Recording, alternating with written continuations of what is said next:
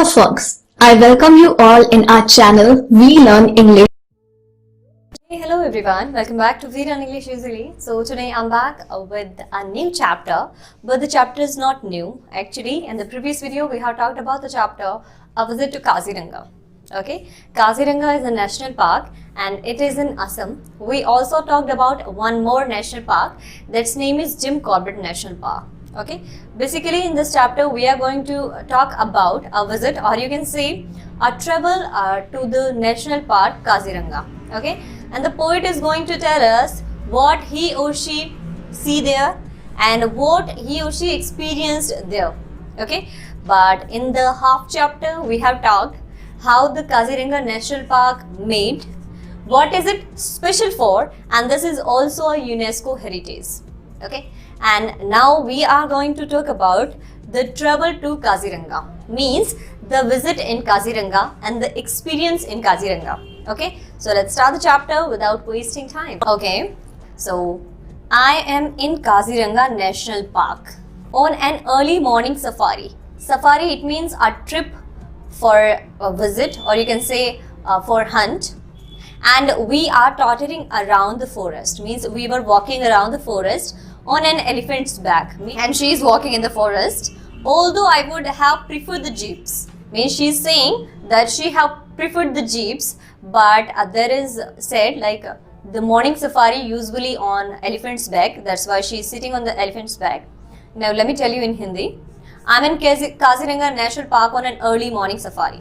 मैं अभी Kaziranga national park में हूँ और सुबह की एक सफारी, इट मीन्स जो एक यात्रा है उस पर हूँ. And we are tottering around the forest, और हम जंगल में घूम रहे हैं ऑन एन एलिफेंट्स बैक, एक हाथी की पीठ पर. Although I would have preferred the jeeps, यद्यपि मैंने तो जीप्स को प्रीफर किया था, मीन्स मैं यात्रा करने के लिए जीप्स प्रीफर करती. आई वॉज टोल्ड दैट, लेकिन मुझे ये बताया गया द मॉर्निंग सफारी एट डान, कि सुबह के समय में, मतलब सूर्योदय से पूर्व जो यात्रा की जाती है जंगल में, is usually on an elephants back, वो मुख्य रूप से एक हाथी की पीठ पर बैठकर ही की जाती है. As we head out into the jungles, और जब जैसे कि अब हम जंगल में आ चुके थे, midst the dense grassland. Dense it means घने, ग्रासलैंड इट्स मीन बड़े बड़े जो घास के मैदान थे, अब हम उनके बीच में आ चुके थे. I have often wondered why the tall dry grass reaching out now to tickle my back. Okay, I was wonder means मैं सोच रही थी कि जो इतनी बड़ी बड़ी ग्रासलैंड की जो घासें हैं ये इतनी बड़ी हैं और इतनी घनी हैं कि इतनी ऊंचाई पर, जबकि मैं एलिफेंट की बैक पर बैठी हुई थी, तब भी वो मेरी पीठ तक आ रही थी एंड टू टिकल मी, और मुझे गुदगुदी करने की कोशिश कर रही थी. Referred to as elephant grass, तो उसको कहा जा सकता था एलिफेंट ग्रास, मतलब जो वहाँ की जो घनी घनी घास थी उसको एलिफेंट ग्रास भी कहा जा सकता था. Cutting through the wilderness at dawn, और सुबह के समय में उस अंधेरे को चीरते हुए, I realise that some patches have been burned but we are enveloped by these grassland as we slowly amble away. Realise, मैंने महसूस किया that some patches have been burned, कि कुछ अंधेरा अब कम हो रहा था. मतलब जैसे कि वो सुबह यात्रा करने गए थे, तो जैसे जैसे दिन निकलता जा रहा था थोड़ा अंधेरा कम होता जा रहा था. We are enveloped by these grasslands, लेकिन हमें अंधेरा महसूस इसलिए ज्यादा हो रहा था क्योंकि हम जंगल के बीच में आ चुके थे और जो घनी घास के मैदान के बीच में थे उसकी वजह से हमें अंधेरा ज्यादा महसूस हो रहा था. As we slowly amble away, और जैसे हम धीरे धीरे उस घने जंगल से दूर होते जा रहे थे तो हमने महसूस किया कि अब दिन निकलना शुरू हो गया है. It is still dark and the safari feels like a surreal expedition. अभी भी थोड़ा अंधेरा है, लेकिन जो यात्रा है ये एकदम बहुत ही अच्छा सा एक्सपीरियंस है. द साइलेंस इज मैस्मराइजिंग, और ये जो जंगल की शांति है ये मंत्रमुग्ध कर देने वाली है. Except for the rustle of the grass and then there is a hush as we come to a standstill. Except for the rustle of the grass, लेकिन जैसे ही हम, मतलब जैसे कि वो घास के बीच में से जा रहे थे तो सिर्फ घास की वहां पर आवाज थी, बाकी जंगल में कोई आवाज नहीं थी, बिल्कुल शांत वातावरण था वहां का. लेकिन उसके बाद एकदम चुप्पी सी हो जाती है, क्योंकि जिस हाथी के ऊपर वो यात्रा कर रहे थे वो हाथी भी 1 मिनट के लिए ठहर जाता है. अब जब हाथी ठहर जाता है तो घास की भी आवाज नहीं आती है, तो बिल्कुल शांत वातावरण हो जाता है. I rhino stares at the elephant, और वो देखते हैं कि एक राइनो जो है वो एलिफेंट की तरफ घूर रहा होता है. As I reach out for my camera, और जैसे ही मैं अपने कैमरा के नजदीक जाती हूँ, दिस साइलेंस इज सेटर्ड, तो जितनी भी जो शांति थी वो बिखर जाती है। The rhino charts at the elephant who in turn stomps forward with a loud trumpet. जो राइनो है वो एलिफेंट के ऊपर अटैक करने की कोशिश करता है और बदले में जो एलिफेंट है वो भी बहुत जोर से चिंघाड़ता है, almost throwing all of us down, और लगभग इस तरीके से चिंघाड़ता है कि वो हम सबको नीचे ही गिरा देता। The mart definitely manage the situation, लेकिन जो महावट है वो किसी तरीके से जो सिचुएशन है उसको हैंडल करता है। कामिंग द एलिफेंट, वो एलिफेंट को काम करता है, उसे शांत करता है। While the rhino which is rather startled, लेकिन जबकि जो राइनो है rushes into the grass and into the mist, वो दौड़कर कहाँ चला जाता है? मीस्ट में चला जाता है, मतलब उस अंधेरे भरे घास भरे मैदान में चला जाता है। We continue waddling around and see a few more rhinos, और हम अपनी यात्रा जो है उसको जारी रखते हैं और कुछ और राइनोस हम देखते हैं। Which are not so dramatic, वो उतने ड्रामेटिक नहीं थे जितना कि वो राइनो जो हमारे एलिफेंट के सामने आ गया था और उस पर अटैक करने की कोशिश कर रहा था। The sun slowly makes an entry, धीरे धीरे सूर्य उदय होना शुरू होता है। डिस्पेलिंग द मिस्ट, और जो अंधेरा है वो दूर जाना शुरू हो जाता है। एंड द फॉरेस्ट लुक्स लस इन इट्स वार्मथ, और जो फॉरेस्ट है, जो जंगल है, वो बहुत ही सुंदर दिखाई देता है। Located on the banks of river Brahmaputra, Brahmaputra नदी के किनारे लोकेट हुआ। काजीरंगा इज होम, काजीरंगा एक घर है to the one horned Indian rhino, एक सींग वाले भारतीय राइनोस के लिए। Over 2000 rhinos live in this sanctuary, इस जंगल में लगभग 2000 राइनोस रहते हैं। विद एलिफेंट्स, साथ में एलिफेंट्स रहते हैं, गोर्स भी रहते हैं, and several species of birds, और अन्य कई प्रजातियां भी रहती हैं पक्षियों की। Stretching over 400 square feet of area, और ये जितना भी काजीरंगा का एरिया है ये लगभग 400 स्क्वायर फीट तक फैला हुआ है। The sanctuary is divided into 4 zones, और ये जो सेंचुरी है, जो जंगल है, वो 4 भागों में बांटा गया है। And you can spend your entire day travelling from one two another and going on safaris, और आप अपना पूरा दिन यहाँ बिता सकते हैं एक जोन से दूसरे जोन में जाने में, और साथ ही में जंगल की सफारी करने में, जंगल की यात्रा करने में। The national park is an absolute haven for birds watchers, जो नेशनल पार्क है वो एक तरीके से स्वर्ग है और व्यक्तियों के लिए जो पक्षियों को देखना पसंद करते हैं। I am quite a novice when it comes to bird watching, I am quite a novice, मैं बिल्कुल एक नौसिखिया सा हूँ या नौसिखियासी हूँ। When it comes to bird watching, जब पक्षियों की तरफ देखने की बात आती है। And I often have to look at doctor Salim Ali's guide to identify the birds, तो मुझे अक्सर डॉक्टर सलीम अली की गाइड की तरफ देखना पड़ता है पक्षियों को पहचानने के लिए, क्योंकि बहुत सारी स्पीसीज होती हैं बर्ड्स की, तो मुझे उतना बर्ड्स के बारे में नहीं पता है। ये सारी बात जो है वो ऑथर कह रहा है, ऑथर कह रही हैं, जो कि हैं लक्ष्मी सारट, वो बताती है कि मुझे पक्षियों के बारे में इतना नहीं पता है, लेकिन जब पक्षियों को देखने की बात आती है तो मुझे जो सलीम अली है उनकी गाइड देखनी पड़ती है पक्षियों का नाम पहचानने के लिए। Many birds like the Pallas fishing eagle are lifers for me, कई पक्षी जैसे पलास फिशिंग, ये एक तरीके का जीवन देने वाले पक्षी, मतलब बहुत ही सुंदर पक्षी होते हैं। Which in bird watching parlance means sighting for the first time, bird watching, जिसको पक्षियों के अगर देखने की बात आती है, parlance means sighting for the first time, तो मैं पक्षियों को पहली बार ही देख रही थी, मतलब इतने अलग अलग तरीके के पक्षी थे। और जब पक्षियों के मैं नाम बताने की बात पे आती हूँ तो मैं कह सकती हूँ कि मैं इन पक्षियों को पहली बार ही देख रही हूँ, क्योंकि मैंने ये पक्षी पहले नहीं देखे हैं।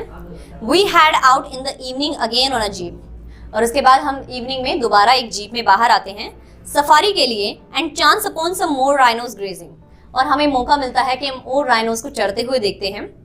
My naturalist explains that they are vegetarians, और मेरा जो नेचुरलिस्ट है, मीन्स एक स्टडी है जो जानवरों के बारे में की जाती है, तो वो बताती है कि ये सारे राइनोस जो यहाँ पर चल रहे हैं ये सारे वेजिटेरियंस हैं। As we negotiate a sharp turn, a tusker ahead of us charged us, as we negotiate a sharp turn, और जैसे ही हम एक टर्न लेते हैं, हमारी जीप की जैसे ही टर्न आती है, हम जैसे ही मोड़ लेते हैं, a tusker ahead of us charged us, तो एक हाथी जो हमारी जीप है उसके ऊपर अटैक करने की कोशिश करता है। A loud trumpet forces our driver to stop the jeep, और उसकी जो तेज आवाज है चिंघाड़ने की, वो हमारे ड्राइवर को फोर्स करती है कि वो जीप को रोक दे, क्योंकि ड्राइवर भी डर जाता है। Soon we realize that over a dozen elephants are staging a धरना of shorts, और जल्दी ही हम महसूस करते हैं कि दर्जनों हाथी यहाँ पर आए हुए हैं किसी प्रकार का धरना करने के लिए। ट्रम्पेटर्स पंचुएट द एयर, और जो उनकी चिंगाड़ने की आवाज है वो पूरे वातावरण में फैल गई है। We wait for a while, हम कुछ समय के लिए इंतजार करते हैं। As we are almost at the end of our safari, और जैसे ही हम हमारी सफारी के एंड पर आ जाते हैं, the evening sun is setting, तो जो सूर्य है वो अस्त हो रहा है। The sky on fire, sky on fire मतलब जैसे फायर का कलर होता है थोड़ा येलो और थोड़ा रेड, तो जो स्काई का कलर है वो भी वैसा ही हो जाता है। And even the tall grass was glowing in the light, और जो लंबी लंबी घास थी वो भी सूरज की रोशनी में चमक रही थी। I want to take in the beauty of the scene but the elephants have other plans, मैं तो इस जो ब्यूटी है नेचर की इसका आनंद लेना चाहती थी, लेकिन एलिफेंट्स का कुछ और ही प्लान था। इन अ फ्यू मिनट्स, कुछ ही मिनटों में, दे सीम टू सराउंड अस, उन्होंने हमें घेर लिया। Leaving us with no choice but to retrace our steps and make another route, और हमारे पास कोई रास्ता नहीं था। क्या रास्ता था हमारे पास कि जिस रास्ते हम आए हैं उसी रास्ते से हम वापस चले जाएं। एज वी ड्राइव बैक, और जैसे ही हम वापस जाते हैं, दैट इज देयर डोमेन, कि वो क्षेत्र जिसमें हम घुस गए हैं वो उनका क्षेत्र है। And we are the intruders, और हम जबरदस्ती उनके क्षेत्र में घुस गए हैं। Means we are stranger.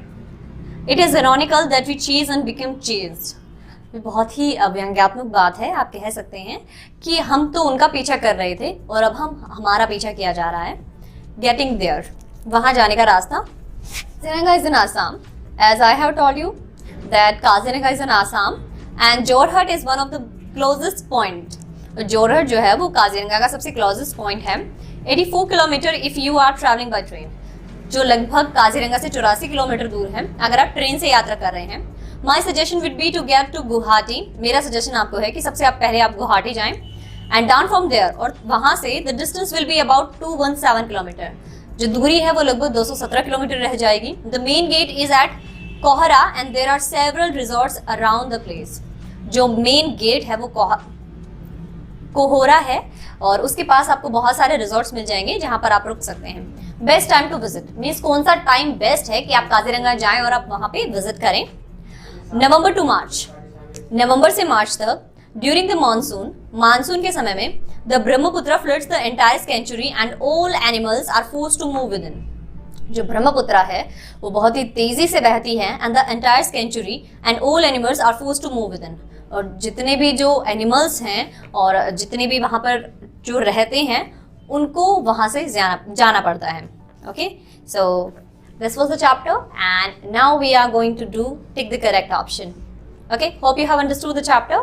So first question is, the author went on elephant safari in the, it's the answer. So if you know the answer then you can tell me in the comment box, otherwise I'm going to write on the board. Is early morning.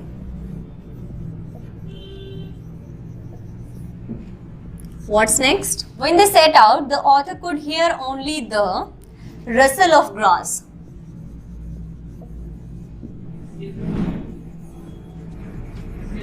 Next, Kaziranga is on the banks of river. Kaziranga कौन सी river के bank पर है, मतलब कौन सी नदी के किनारे है? So Brahma.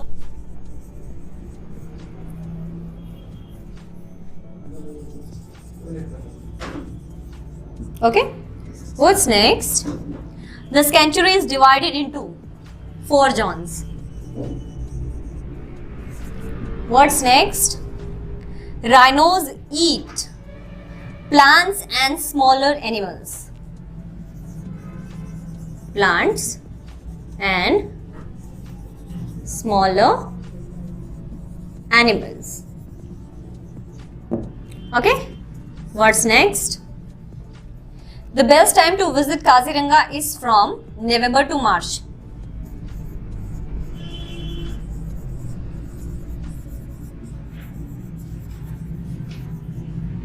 Okay, there is one more exercise. Number the incidents as they occur in the text. हमें ये जो incidents हैं इनको नंबर देना है जैसे कि स्टोरी में घटित हुई हैं. Okay. So first one is of wildlife enthusiasts waited for the elephants. Okay. Next one is the author saw more rhinos.